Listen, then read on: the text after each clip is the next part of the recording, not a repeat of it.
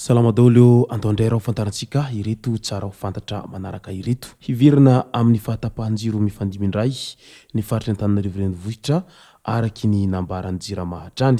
Mpivarotena sy mpanendaka izay miara-miasa, vehivavy 27 taona izay malaza ratsy amin'ny fisolokiana kiosque monnaie ao Antsiranana ary nidoboka amponja Vojomaika taorian'ny famotorana izay nataon'ny polisy tany Antsiranana tany. Zazamena vava izay nisy nanary tamin'ny ity herinandro ity teny Soavinandriana any Manaravaratra sarin'ny mpitandro ny filaminana ny fikambanan'ny Jiolahy izay mpanao halatra moto. Ireo ny fakafakaina amintsika ato anatin'ity video ity ka manasantsika rehetra anaraka an'ity video ity hatramin'ny farany.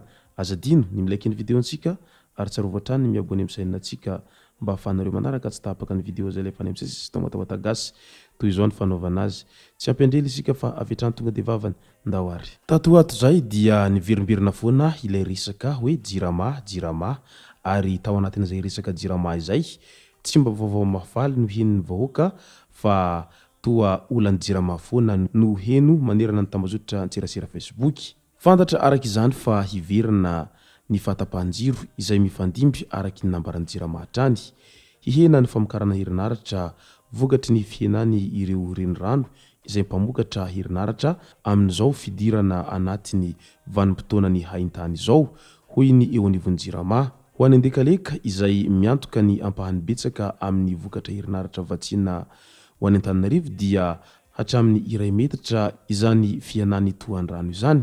Mba hahafahana mameno ireo tohan-drano ao andekaleka mandraka ary antelomita dia tsy maintsy hahena ny tosika ny rano izay alefa amin'ireo vondrom-piarinana herinaratra mandeha amin'ny rano. Hisy araka izany ny fahatapahan-jiro izay mifandimby mandritra ny ora iray eo anelanelany amin'ny iray ora tolakandro sy ny amin'ny 5 ora hariva. Manoloana izay moa maro naneho hevitra ary nilaza manao hoe oviana ihany ary ity olan'ny JIRAMA ity mba ho tena ho vaovà araka ny tokony ho izy. Ka tao anatin'izay no ndao kely ho fantarantsika ireo olana izay matetika lazain'ny JIRAMA foana isaky ny misy fahatapahan-jiro zay. Andiamborona mitoby eny amin'ny Tarby dia tapaka ny jiro.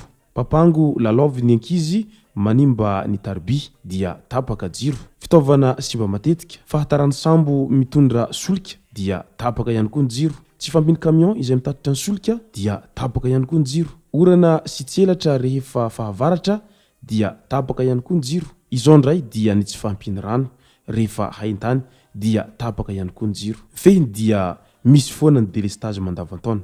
Tsy mety hita ny vahaolana mahakasika an'ity olana izay manjady amin'ny JIRAMA ity. Resaka fanendahana indray dia niha nanita-kevitra ireo mpanao asa ratsy amin'izany resaka asa fanendahana izany.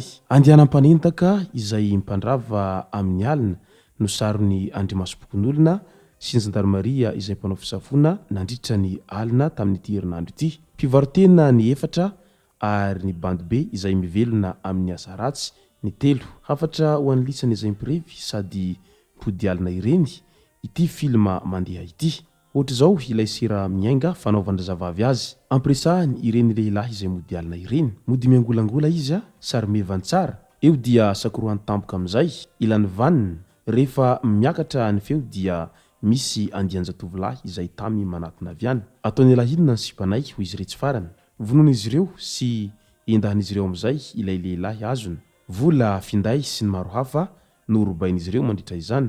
Efa misy amin'izy ireo moa nefa mpamirikeloka izay efa tena malaza amin'izay fanaovana asa fanendahana izay. Fa ny sasany kosa mbola voaniditra amin'izay resaka asa fanendahana izay ka izao tratra izao ary efa natolotra ny fitsarana fa ny sasany dia efa nidoboka amponjavy hatrany. Ka noho izany dia mila mailo hatrany fa ny ratsy tsy kely lalana ary efa mahita fika rehetra ireo izay mpanao asa ratsy izay amin'ny resaka fanendahana izay amin'izao fotoana izao. Ao anatin'izay asa ratsy izay hatrany moa fantatra fa vehivavy iray izay mbola 17 taona monja malaza ratsy amin'ny fisolokiana kiosque monnaie ao Antsiranana ka nidoboka amponja vozomaika taorian'ny famotorana izay nataon'ny polisy-pirenena ao amin'ny CSP Manongalaza ao Antsiranana.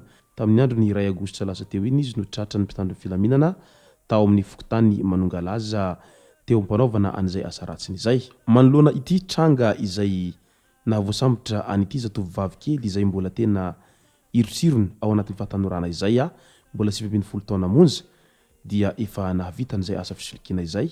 Maro ny mametra-panontaniana amin'ilay hoe ny tsy fahaizan'ny ray aman-dreny mitaiza ve no mahatonga an'izao sa noho ny tanora ankehitriny efa manaonao foana ka minia tsy manaraka ny hanatry ny ray aman-dreny ary tsy vitsy amin'ny tanora no sady kamo hiasa no kamo hisasatra nefa dia te hanaraka ny karazan-dambody isan-karazany irony ka izay no mety antony mahatonga azy ireo lasa manita-kevitra tahaka an'izao. Eo amin'ny resaka fiterahana indray dia fantatra fa nisy nanary teny Soavinandriana tamin'ity faraparan'ny herinandro ity zazamena vava izay mbola voateraka. Salama tsara izy ary efa naterin'ny polisy eny amin'ny hopitaly.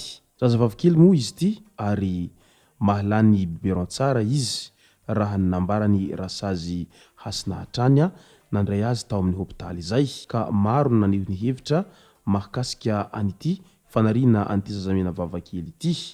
Nahoana ho iretsy sasany nateraka ilay zaza nefa dia tsy ho voavelona ka tokony nanao fandridram-piterahana rehefa tsy ho voavelona ilay zaza fa tsy ariana tahaka an'izao.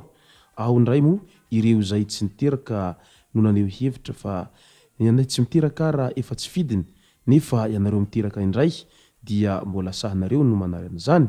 Marina fa mbola tsy fantatra hatreto ny ray aman-drenin'ity zazavavy kely izay nariana ity fa mbola eo andalana mpikarohana azy ny mpitandro filaminana amin'izao fotoana izao. Resaka tsy fandriam-pahalemana indray dia any Mananara avaratra any nahazo fitarainana ny brigady Mananara fa nisy moto Honda izay 125cc very tao vodivohitra fokotany ao ihany izay commune Analampontsy distrikany Mananara avaratra. Voasambotra tao amin'ny commune Ambatoharanana ny olona roa ny 3 Jolay taorian'ny famotorana ary hita tao analanjahana Mananara teny ampilatanan'ireo mpiray kombakomba no sady mpandray halatra izay nahitana vehivavy ilay moto ny 5 Aogositra lasa teo iny ary natolotra fitsarana moa izy efatra ireto taorian'izay fisamborana azy ireto zay. Tena tsy mandry fahalemana araka izany ny firenena malagasy. Inona no tena antony mahatonga an'izay tsy fandriam-pahalemana misy etsero izay? Ny halatra moa efa tsy tenenina intsony sy ny von'olona ary raha mahita tokoa moa miaina ao anatin'ny fahantrana tanteraka ny ankabetsahan'ny voaka malagasy amin'izao fotoana izao. Ny asa tsy misy nefa ny vidim-piainana tsy mitsahatra miakatra. Ka inona ny vahaolana izay azon'ny fanjakana aroso amin'izao olana mianjady amin'ny voaka malagasy rehetra izao izay efa tsy takona fenina izao. Izay sy izay moa ny masaka azona aroso tao anaty video ity tomboko lasy tomboko vavy. Misaotra antsika rehetra nanaraka an'ity video ity hatramin'ny farany. Azadiny ny milaiky ny videontsika ary tsarovatra hatrany ny miabony amin'ny chaîne-ntsika mba ahafahanareo manaraka tsy tapaka ny video izay lefa any amin'ny sesy tonga tao Atagasy. Tomboko lasy tomboko vavy mankasitraka dia mirary soa.